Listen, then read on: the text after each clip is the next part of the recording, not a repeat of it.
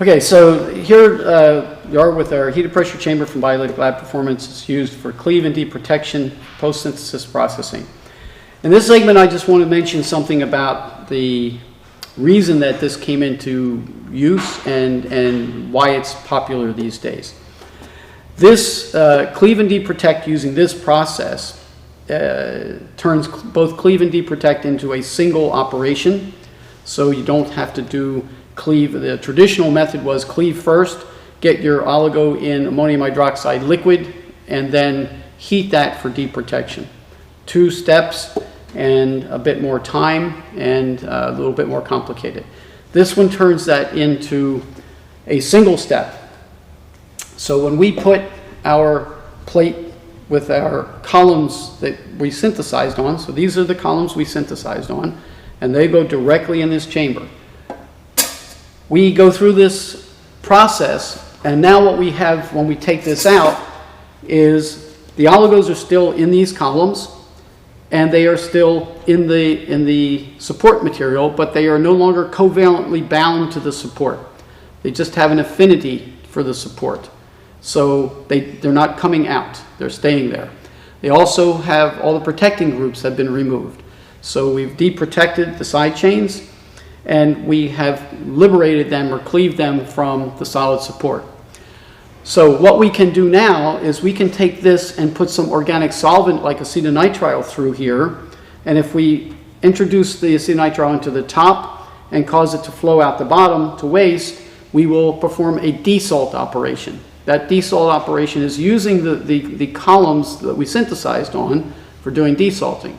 The old method, one had to have a special column, like a C18 column or something for doing desalting, or a Cefidex column or something like that. And again, more expensive, you had to buy the columns, that's a separate operation. So here, because we've used this, we can just use our synthesis columns to do desalt, putting some organic solvent through and going out to waste. Then we can elute our oligos from here. And we're going to elute them with some kind of an aqueous buffer. Aqueous because the oligos are soluble in water or various aqueous buffers.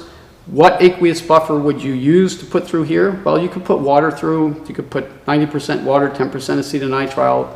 There are a number of different things people put through.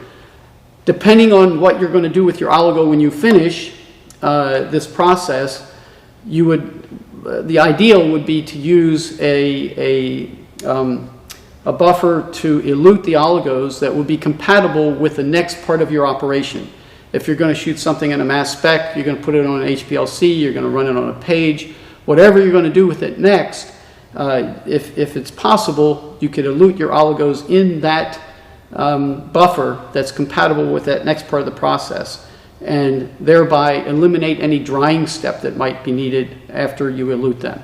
So this cuts way down on the post-synthesis processing time and cost by using a device like this as opposed to the traditional methods. So that is a reason to use this, and an overview of that process and how that would work. Okay.